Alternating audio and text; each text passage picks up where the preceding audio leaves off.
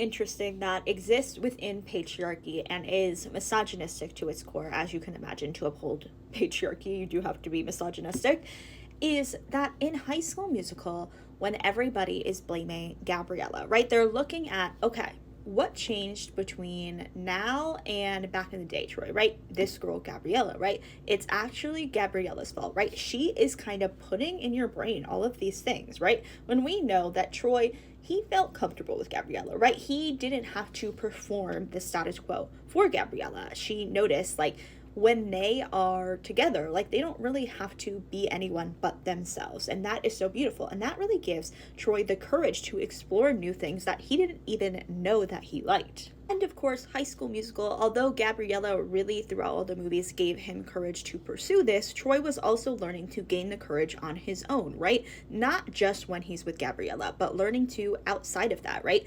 To kind of break free of the status quo and try to really recognize, what do I like doing? What do I actually want to do? And when I throw out everybody else's voices, right? How can I look at what I want to do and why is it so scary for me to do it? But in the first movie, Chad says something of the nature of, like, this IQ level temptress is what kind of witchcraft is she doing on you that's making you do these things? Coach Bolton is like, this girl is the problem, right? Like, you got to stop hanging out with her because you never miss practice. All of a sudden, this girl comes around, guess what? You're missing practice, right?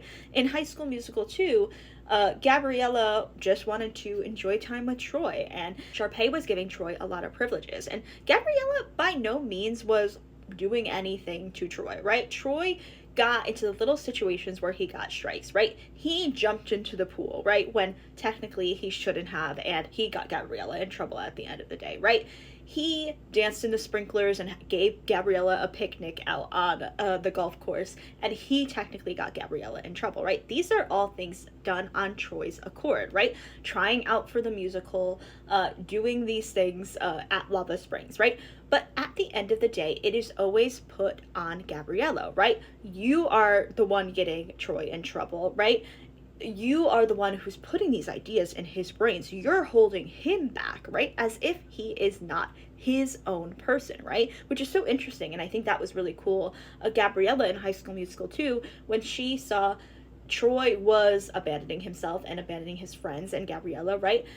That she just kind of let him do his own thing and said, Troy's a big boy. He can make his own decisions, right? And she says, gotta go my own way, right? Because you have changed. If these are the decisions you want to make, that's fine, but I don't want to be involved anymore. That doesn't sit right with me. I can't do it this way. I gotta go my own way. In these situations, we look at the misogyny in that, like, this is continually being blamed on Gabriella when Troy, in fact, is his own person, right? And anyone could inspire anyone to doing something, right? But you are your own person and you make the decisions.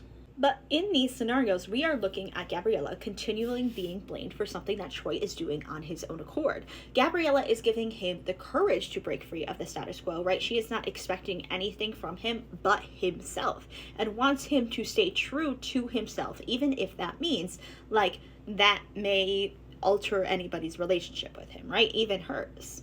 But in these scenarios, we are looking at Gabriella continually being blamed for things Troy is doing on his own accord. Yes, Gabriella may have provided a space for him to really break free of the status quo and feel more himself, to get the courage to do these things that maybe he wasn't going to do without the, support from Gabriella. But at the end of the day, Troy learns that he needs to break free of the status quo on his own. So he is doing this on his own, right? It is not a magical person, a witch Gabriella, who is coming in and being like, I put a spell on you, Troy Bolton, and now you are going to do all of these things that are going to disrupt the status quo, and it's all my fault all of a sudden, right? It is just breaking free of the status quo, right? And I think it's interesting because whilst everybody works to uphold the status quo within themselves, within policing other people, right?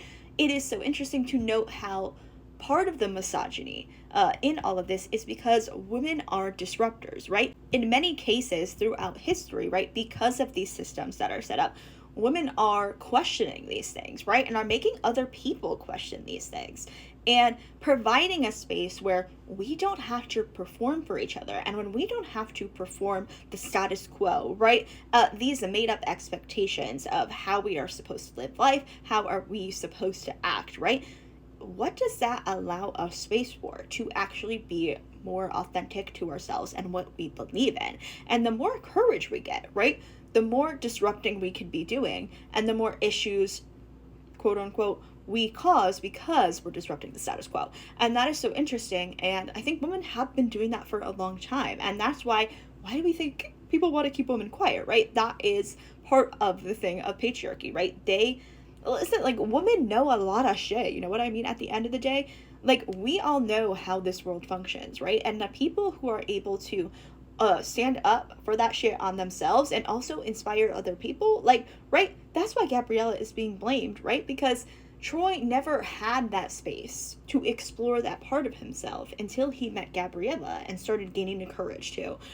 And that is something that's just so interesting that you can look at High School Musical for. But this stuff exists within the world, and it is very relatable to everything. And that's why High School Musical is so cool, because we can take High School Musical and take these plot lines and really relate it to the bigger picture.